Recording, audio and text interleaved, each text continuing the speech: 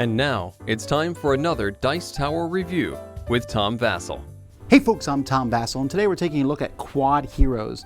Now, Quodd Heroes is a game that I saw on Kickstarter, and I was very intrigued with it because the heroes of this game are big, giant, quadrilateral cubes, and so they're moving around, and it looked like it was a programming sort of game, and I have a soft spot for those style of games. I like how cute the figures look in this one. Then when I did the unboxing, I was blown away with the production of this game. So is the game as good as it looks? Let's find out.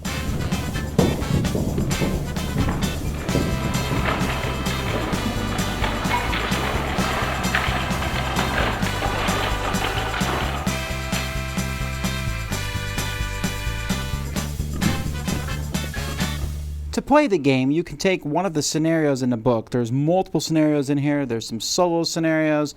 There are 13 other scenarios, which could be anything from player versus player or team versus team. It could be a race scenario. There's all sorts of scenarios you can make your own. Each scenario is going to be using these double-sided boards and smaller boards. This is not even a scenario. I just have some boards I threw together here for you to see.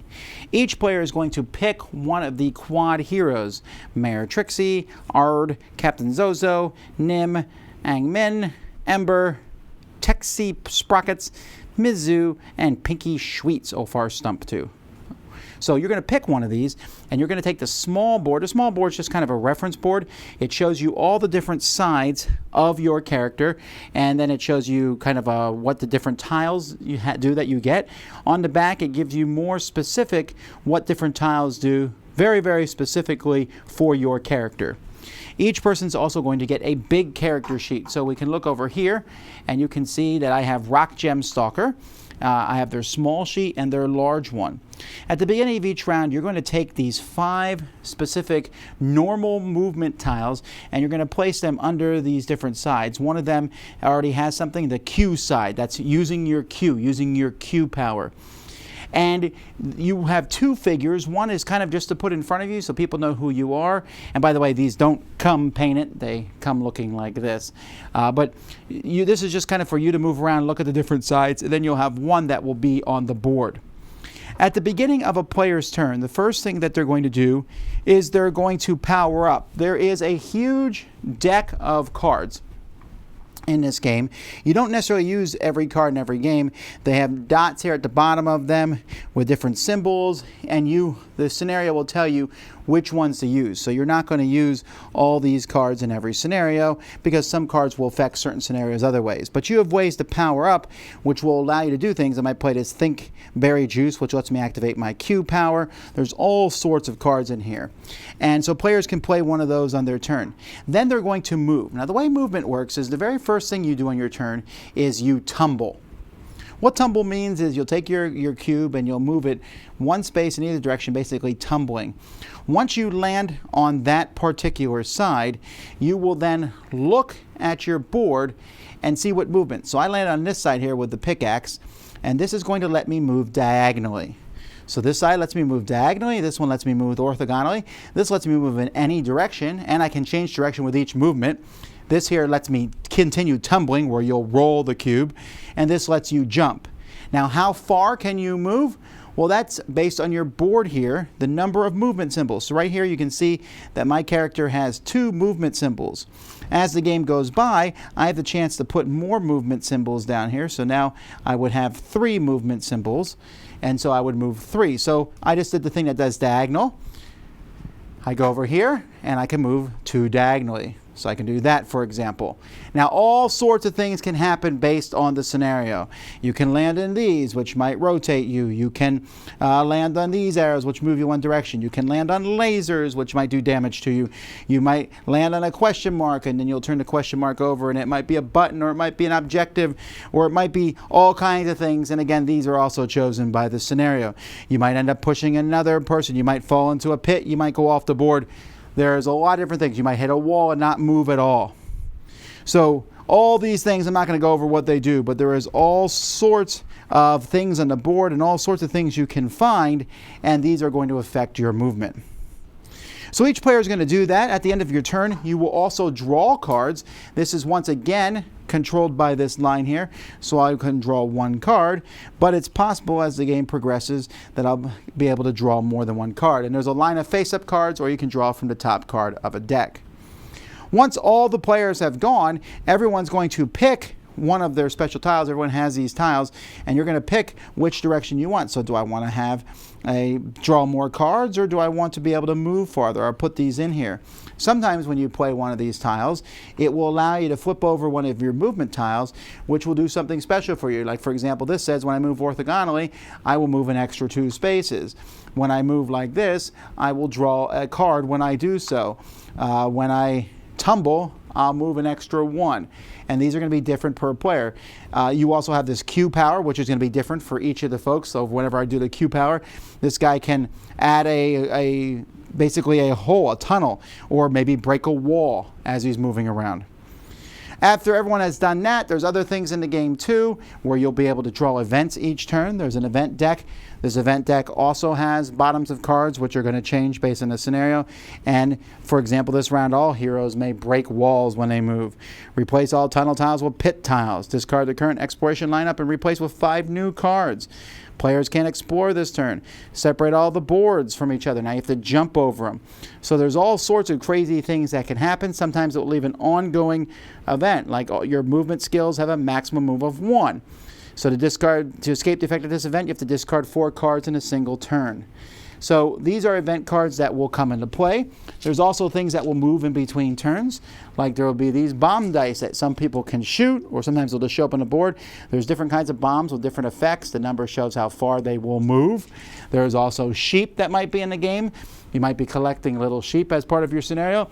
And there's gems that you can collect. So all this stuff is going to be happening from round to round. Then you go to the next round until someone accomplishes the goal of the scenario, which might be a race to go from point A to point B to point C to point D, or to collect something, or to just fight the other team. There's all sorts of things that can happen. Someone is eventually going to win. If you haven't figured it out by now, there's a ton of components in this game. I mean, a ton. So there's 2 slightly negative things I'm going to say. One is, because there's so much, packing it up is a bear. Figuring out which of these tiles goes with which of the heroes is a pain. And because, and let's see, you can see them all the way over there by the blue chair, you can see there are tons of question marks. Sorting those out is a little bit of a pain. The other negative thing, component-wise, is that while I think it's really neat that these cubes came unwashed like this, or they came washed like this, it isn't really easy to tell them apart. And they're also painted on your guides. And once they're painted, so my video editor did a fantastic job painting some of these, that makes the game so much easier to work with, so much easier to move around and stuff. I really like, they are so much better painted. Other than that, fantastic. The printing on the board, the colors, those are great. The player guides are great. Each player gets their own little player guide that tells you what you can do. I love how on the back of each of your characters it tells you what all the special abilities do. I do wish maybe there was a player guide that had more like what all the different question mark things that do on the different sides. But man, there's just so much in this game. I love the artwork. I love the huge amounts of variety of things that are in the game. It looks cool. It has that video game look to it. And, you know, every game is going to have such a different look and feel to it because these boards are all so very different. And yet at the same time, I don't look at that and go, is that a wall? No, very clearly it's a wall. These dice and the sheep and the crystals, really great components too. I mean, this is one of the nicest produced games that's come out this year. Fantastic. Really impressed with the production. At its core, Quodd Heroes is a programming game. And it's a really neat programming game. I like how you're going to move your cube, basically drop it onto one side, so it's going to tumble in a direction, and then that's how you can move. So you can move in a straight line. And I love how you have that bottom row where you can increase your movement or increase drawing cards, because those cards can be super powerful. I might not be able to move much, but I can play a bunch of cards that add to my movement speed, that give me a pet, which is like a special ability that I have. You can only have one pet at a time. All sorts of really cool things. And so that's my goal, is to continually increase that row. You get to add one every turn, so everyone's doing that. I love that aspect of the game. The game itself is a typical programming game, except that each turn you take your turn and move it. So you're not trying to program ahead. It's what can you do right now? I'll tumble, I'll move. Now granted, for some people, this will definitely slow the game down because they're going to sit there and go, okay, I can tumble this way. You have 4 different ways you can tumble. And if I move here, then I can go here and do this. And so that could slow the game down if someone's very thinky. There are multiple scenarios here. I haven't played any of the solo ones, but that's there if you want to. I played team versus team. I've done the race thing. I like the different scenarios. The race one's my favorite. It brings back memories of Robo Rally. But I think Quodd Heroes is better than Robo Rally. I think it has more options, it has more cards, and it's just more silly fun. There's a couple things that don't turn out as well, like the missile bombs. They're really neat, but they're not as cool as I thought they would be. They do some damage, they push some things, but they're not as explosive, for lack of better terms. The cards are fantastic. The sheep are cute as all get out. Collecting the sheep and the crystals is a fun thing to do. There is one thing I'm not as keen on as the rest of the game, and that are these event cards. Now, I don't mind event cards because, okay, all players get one objective or crystal. Great. By the way, when you get blown up or die in this game, there are spawn points you come back to, so you're never out of the game, and I like that. Players continue to move after using tunnels and or teleporters this round. Normally you can't do that. Each player gets the top 2 cards from the top of the exploration deck. This round all heroes can break walls as they move. Neat, but there are also events that do crazy things. Rotate each board clockwise. Not only is that kind of a pain to do, but it can really change how the game has been worked at that point and make someone who's losing suddenly win. It could be a catch-up mechanism, but it's kind of overboard. Each player upgrades or flips a current upgrade, then each player flips all their other upgrades to the opposite sides, which could totally change your strategy.